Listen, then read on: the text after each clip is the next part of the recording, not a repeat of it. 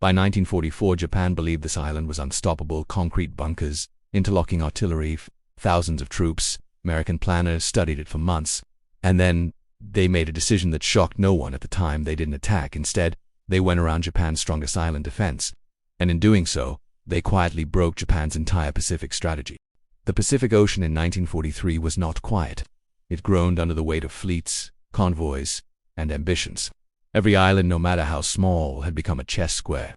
Some were seized in blood, others were reduced to rubble, and a few were simply left behind. This is the story of one of those places.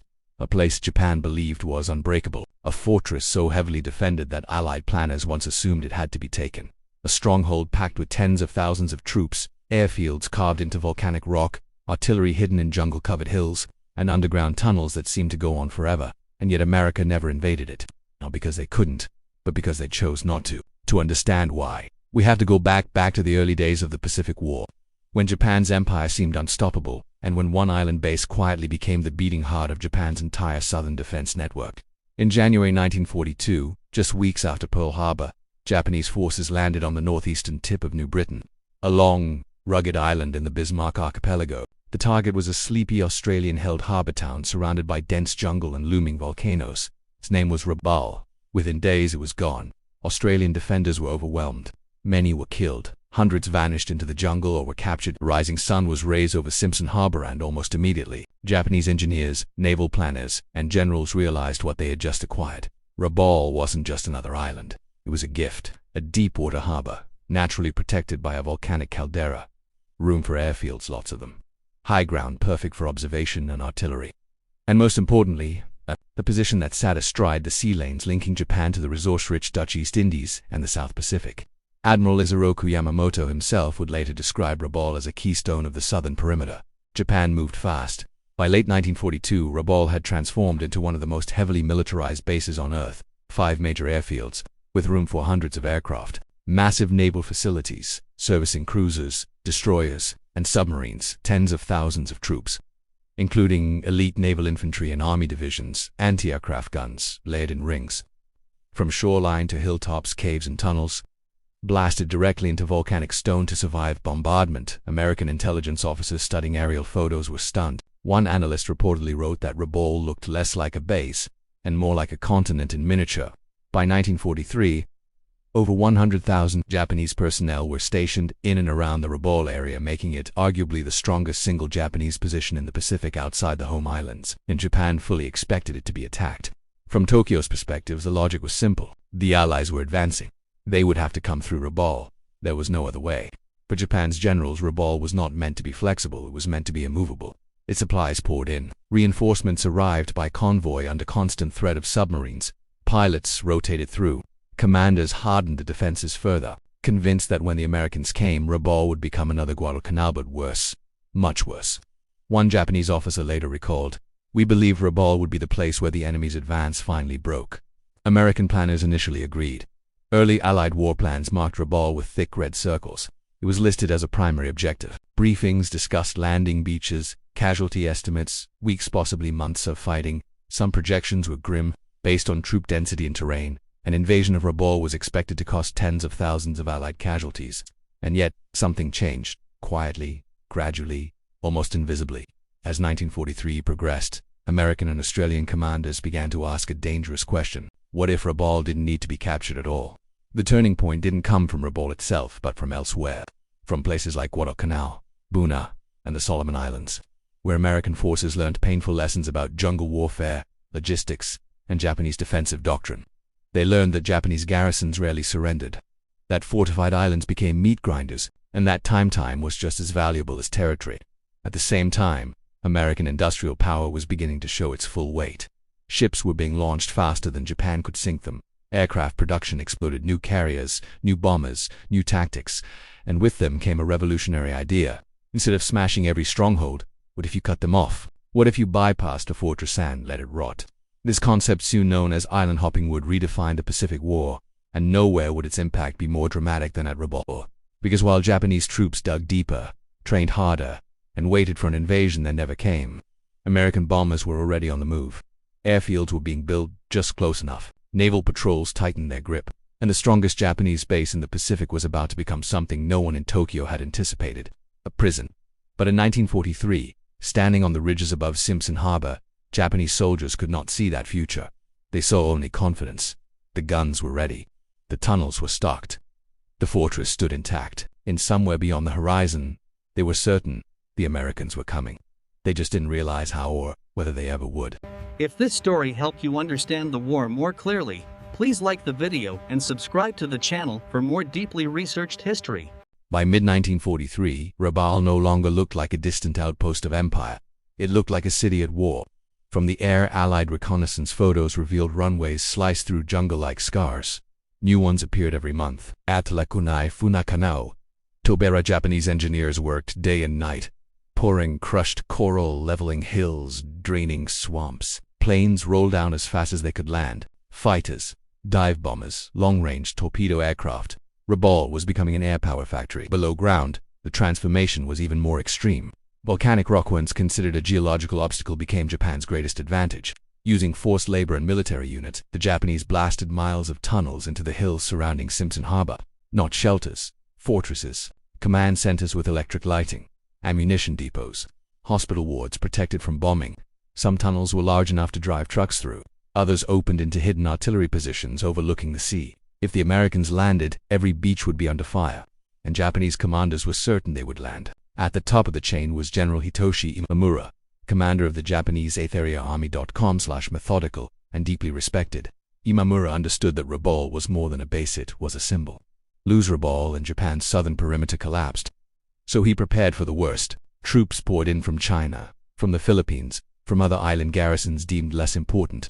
Naval infantry units the feared Kigan Tokubetsu, Rikasentai reinforced the shoreline. Army divisions trained in jungle ambushes and bunker warfare. By late 1943, estimates placed Japanese strength in the Rabaul area at over 100,000 men. And they weren't idle. Every day included drills for repelling amphibious landings. Every night included labor digging, hauling, fortifying. Soldiers slept in tunnels and trained under bombing conditions, convinced air raids were only a prelude. Morale, surprisingly, remained high. One naval officer later recalled, "Rabaul felt invincible. We believed no enemy could take it without destroying themselves." That belief was reinforced by geography. Rabaul was surrounded by mountains, jungle, and reefs. There were few suitable landing beaches. Any invasion force would be funneled into kill zones, and even if the Allies broke through, they would face layered defenses climbing uphill against troops who had prepared for years. From Tokyo, Rabaul looked like the answer to America's advance. From Washington, it looked like a problem. Early Allied planning sessions were tense. Maps of New Britain covered the walls. Red grease pencil arrows pointed toward Rabaul. Casualty figures were written, erased, and rewritten. The conclusions were never comforting. U.S. Navy planners warned that Rabaul's air power alone could devastate an invasion fleet. Army intelligence warned that jungle fighting could take months. Australian commanders, who knew the terrain best, who were blunt, would be a slaughter, one officer reportedly said. And yet Rabaul couldn't simply be ignored. As long as its airfields operated, Japanese bombers could strike Allied positions throughout the Solomons and New Guinea. Convoys were under constant threat. Every Allied advance triggered air raids launched straight from Rabaul's runways. So the Allies tested something new. Instead of landing, they sprang a lot. The first step was to isolate Rabaul from the air. Beginning in late 1943, Allied aircraft, American and Australian, started targeting Japanese supply lines feeding the base. Submarines prowled the sea routes. Convoys were hit before they reached harbor. At the same time, Allied forces advanced methodically through the Solomon Islands and along the coast of New Guinea, not toward Rabaul but around it. Each captured island became a new airbase. Each airbase moved the noose tighter. Then came the bombers. In November 1943, U.S. Navy carrier groups launched massive strikes against Rabaul itself. Hundreds of aircraft roared over the harbor, smashing ships, airfields, and infrastructure. Japanese pilots scrambled desperately, filling the sky with twisting dogfights. The damage was severe. Cruisers were sunk at anchor. Aircraft were destroyed on the ground.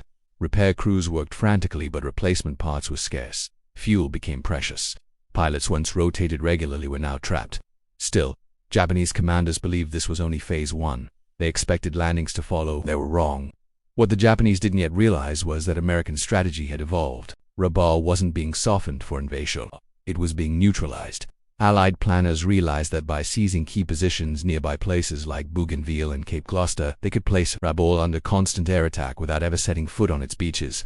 Rabaul's aircraft would be destroyed faster than they could be replaced. Its ships would be trapped in harbor. Its garrison, massive as it was, would become irrelevant. A fortress with no supply lines is just a cage.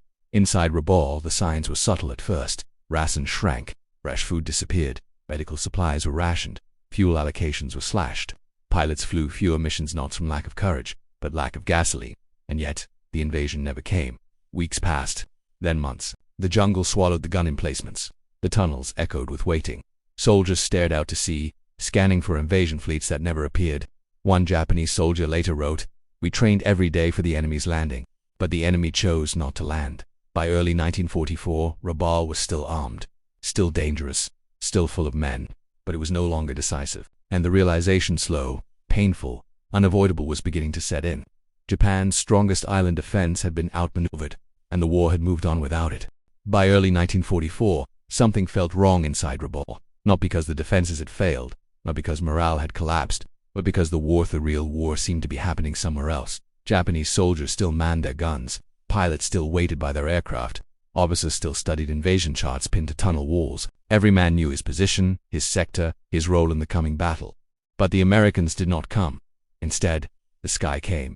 The air raids intensified with terrifying precision. From newly captured airfields at Bougainville and New Guinea, Allied bombers now had the range to strike Rabaul repeatedly. Day after day, formations of B-24 Liberators and B-25 Mitchells droned overhead, escorted by fighters that ruled the skies. The pattern became familiar and deeply unsettling. First a distant hum, then the sirens, then the explosions. Runways were cratered. Repair crews filled them at night, only to see them shattered again by morning. Aircraft parked under palm trees were spotted and destroyed. Fuel dumps erupted into towering pillars of black smoke. Japanese pilots scrambled less often, not because they wouldn't fight, but because every takeoff risked losing an irreplaceable plane. The harbor, once crowded with warships, became a graveyard. American carrier strikes in late 1943 and early 1944 had already crippled the fleet at anchor. Now, submarines prowled offshore, making any attempt to escape a gamble. Ships that dared move were hunted down. One Japanese officer later described Simpson Harbor as a place where ships went to die. And still, the invasion never came. For General Imamura and his staff, this was deeply unsettling. Everything in Japanese military doctrine was built around decisive battle, meeting the enemy head-on, trading blows, proving resolve. Rabaul had been designed precisely for that moment, but the Americans refused to play by those rules. Instead, they attacked time. Supplies dwindled steadily. Rice rations were cut. Fish and vegetables vanished. Malnutrition crept through the ranks. Disease followed malaria, dysentery, skin infections that never healed. Hospitals inside the tunnels filled, not with battle casualties, but with men slowly wasting away.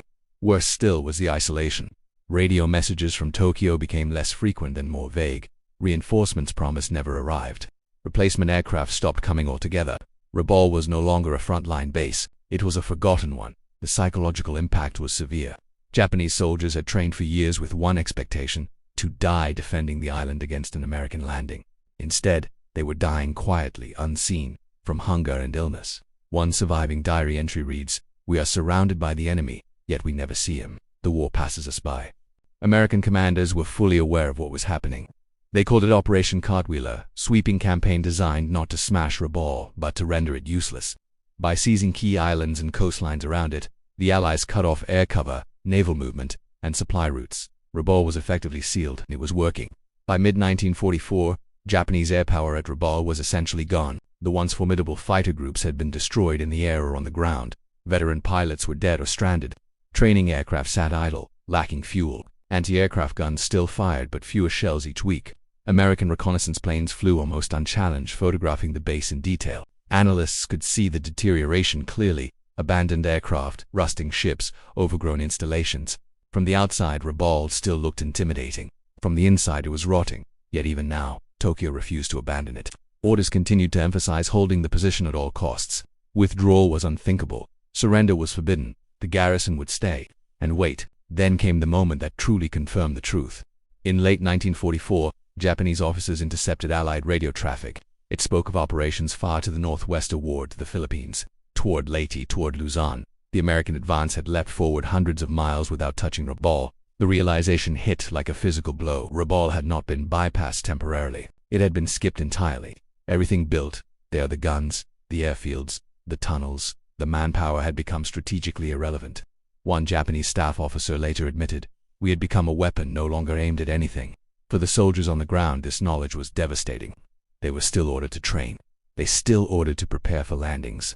Still ordered to conserve ammunition for a battle that would never happen. The war moved north, of fortress remained, and the men inside were left behind. By early 1945, Rabaul was no longer under constant attack, not because it had recovered, but because it no longer mattered. Allied bombers flew past it toward other targets. Ships ignored it.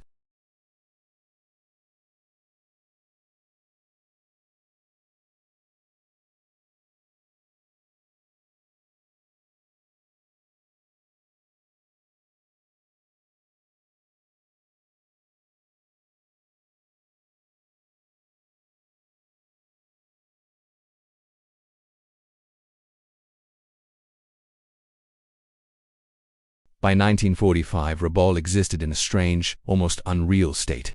The guns were still there, the tunnels were still manned, the soldiers still wore uniforms and saluted officers. But the war had moved hundreds of miles away. No invasion fleet approached. No new orders arrived. No grand battle unfolded.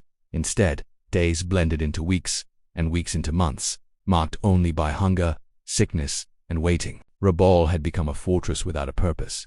Inside the tunnel complexes, life settled into a grim routine. Food was the center of everything. Rice rations were slashed to fractions of what soldiers once received. Meat was a memory. Men scavenged the jungle for roots, leaves, and anything that might keep them alive. Fishing parties risked Allied patrols just to bring back a few scraps. Malnutrition became widespread. Legs swelled, teeth loosened, wounds refused to heal. Doctors did what they could, but medicine was nearly gone. Surgical tools were reused endlessly. Bandages were washed and rewashed until they disintegrated. Diseases spread unchecked through cramped underground quarters. One Japanese medic later wrote, "We were not defeated by bullets. We were defeated by time." And still, discipline held, at least outwardly. General Imamura insisted on order. Training continued. Units rotated guard duty along beaches no one would ever land on. Officers held briefings using outdated maps, as if pretending the war was still waiting just offshore. But beneath the surface, cracks appeared. Morale began to fracture. Some soldiers clung fiercely to duty, convinced that Japan would find a way to strike back, that relief would come, that Rabaul would once again matter. Others sank into despair. There were whispers, dangerous ones, about abandonment, about being sacrificed so that the main army could fight elsewhere, about dying unseen, unremembered. Letters from home stopped arriving. News, when it came, was months old and heavily censored. Rumors replaced facts. The worst enemy was uncertainty. Every distant aircraft sound triggered the same question. Is this it? It never was. Outside the tunnels, nature reclaimed the island. Airfields cracked and sprouted weeds. Wrecked aircraft rusted into the ground. Jungle vines crept over gun emplacements. The once deafening harbor fell quiet, broken only by the lapping of water against the hulks of sunken ships. American reconnaissance flights still came occasionally, but rarely attacked. There was no need. Rabaul was already neutralized. 2 Allied commanders. It was no longer a target, but a containment zone. A place where tens of thousands of Japanese troops were effectively removed from the war without a single landing. One U.S. Navy officer later remarked, "Why storm the fortress when you can lock the gate and throw away the key?" This strategy saved lives, thousands of them. But for those trapped inside, it was a slow-motion disaster. As 1945 dragged on, desperation increased. Japanese soldiers attempted to grow crops in cleared jungle patches, but the soil was poor and yields were small. Others resorted to eating rats, insects, and even leather equipment softened in water. Commanders struggled to maintain morale without lying outright. The emperor's voice was never heard. Victory proclamations sounded increasingly hollow. And then, in August 1945, the unimaginable happened. The war ended, but in Rabaul no one knew. News of Japan's surrender reached the island slowly and uncertainly at first. It came as rumors picked up from Allied leaflets and intercepted broadcasts. Officers dismissed them as enemy propaganda. Training continued. Weapons were cleaned. Guards stood watch. Then came official confirmation. The emperor had spoken. Japan had surrendered. For the garrison at Rabaul, the announcement was surreal. There had been no final battle, no last stand, no heroic charge, just silence. One officer reportedly sat in his bunker for hours after hearing the news, staring at the wall, repeating the same words. So this is how it ends. But the story of Rabaul didn't conclude with surrender, because the aftermath would happen to the tens of thousands of men left behind, and what Rabaul came to represent would prove just as extraordinary as the decision to bypass it in the first place. When Japan's surrender was finally confirmed, Rabaul did not erupt in chaos. There was no mass violence. No dramatic last stand, no final shots fired in anger. Instead, there was disbelief. For years, the men of Rabaul had lived inside a single expectation, the decisive battle. Every hardship had been endured with that moment in mind. Hunger, disease, isolation, all were temporary sacrifices for a final act of duty. And now, the war was over. Without them, General Hitoshi Imamura gathered his senior officers inside one of Rabaul's vast underground command chambers. The electric lights flickered. Maps that once showed ambitious defensive plans now felt like relics from another lifetime. Imamura read the surrender orders carefully. Then he did something that surprised many of his subordinates. He bowed, not to the enemy but to his men. He acknowledged what Rabaul had become, a fortress that had fulfilled its mission not by fighting, but by existing. By tying down allied resources, by absorbing air power, by being too costly to attack. It had played its role however bitter the outcome felt. Still, that knowledge did little to ease the reality facing the garrison. More than 90,000 Japanese soldiers were stranded on an island stripped of supplies, with no ships, no aircraft, and no clear future. And now, they had to surrender to an enemy they had never met in battle. The Allied arrival at Rabaul was quiet and methodical. Australian units entered the area cautiously, unsure what resistance, if any, they would encounter. Instead of gunfire, they found starving men, worn uniforms, and a base frozen in time. Weapons were stacked. Ammunition was turned over. Anti-aircraft guns that had once filled the sky with fire now stood silent. One Australian officer later recalled, "We expected fanatics. What we found were survivors." The scale of Rabaul shocked the Allies. Tunnel systems stretched for miles. Entire underground hospitals lay hidden beneath jungle-covered hills. Storehouses once full were empty. Aircraft hangars housed nothing but wreckage. It was immediately clear why the island had never been invaded. Taking Rabaul by force would have been catastrophic. For Japanese soldiers, surrender was deeply personal. Many wept openly. Others stared blankly. Some felt shame. Others felt relief so profound it left them numb. They had been trained never to surrender, yet here they were, alive, after years of waiting for death. One enlisted man later said, "I survived the war, but I did not understand why." Allied medical teams moved quickly. Food was distributed. The sick were treated. For many Japanese troops, this was the first proper meal they had eaten in months. But recovery, physical and psychological, would take far longer. Strategically, Rabaul became a case study. Military academies around the world would later analyze the decision to bypass it as one of the most brilliant strategic choices of the Pacific War. The Americans had neutralized Japan's strongest island defense without landing a single assault wave. No beaches stormed. No mass casualties. No prolonged siege. Just containment, air power, and patience. Rabaul proved something profound. In modern war, the most powerful victory isn't always destruction. Sometimes, it's irrelevance. Yet for Japan, Rabaul was a tragedy. So much effort, so many men, so many resources poured into a position that never fired its final shot.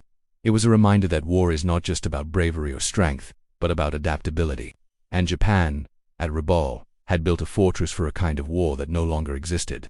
The final chapter of Rabaul's story, what it left behind, and why it still matters today, would come after the soldiers went home. And that legacy would be far more haunting than any battlefield. Long after the guns fell silent, Rabaul remained. The jungle did not erase it. Time did not fully bury it. And history did not forget it. When Japanese soldiers were finally repatriated, they left behind miles of tunnels, wrecked aircraft, rusting artillery, and a landscape shaped by years of waiting for a battle that never came. Even today, Rabaul's hills are hollow. Walk through the area and you can still find entrances to underground command posts, hospital rooms carved into volcanic rock, air raid shelters that once held hundreds of men in silence while bombs shook the earth above them. Rabaul is not remembered for a battle, it is remembered for an absence. For historians, Rabaul became a turning point in how war itself was understood. Before the Pacific War, military thinking assumed that strongpoints had to be taken, that fortresses demanded direct confrontation, that leaving an enemy base behind was dangerous, even reckless. Rabaul shattered that belief. The Americans proved that firepower, mobility, and logistics could make even the strongest defenses meaningless. They demonstrated that an enemy force could be neutralized without annihilation simply by cutting it off from relevance. This lesson would echo far beyond World War II. From Cold War containment strategies to modern military doctrine, Rabaul stands as one of the earliest and clearest examples of winning without conquering. But for the men who lived there, Rabaul was not a lesson. It was a loss measured in years. Years of hunger, years of isolation, years spent preparing to die for a moment that never arrived. Many veterans struggled to explain their experience after the war. How do you describe fighting an enemy who refuses to fight you back? How do you make sense of surviving when everything you were trained for demanded death? One former soldier summarized it simply: "We were defeated without being destroyed." That may be the most haunting legacy of all. Japan's strongest island defense was never tested in the way its builders imagined. Its guns never faced an invasion fleet. Its tunnels never became last-stand bunkers.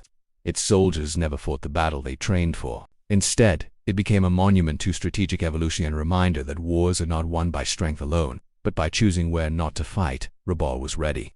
America simply chose to walk past it. And if you found this story compelling, make sure to subscribe for more deep-dive World War II documentaries that uncover the forgotten strategies, hidden decisions, and untold human stories behind history's greatest conflict. Because sometimes, the most important battles are the ones that never happened.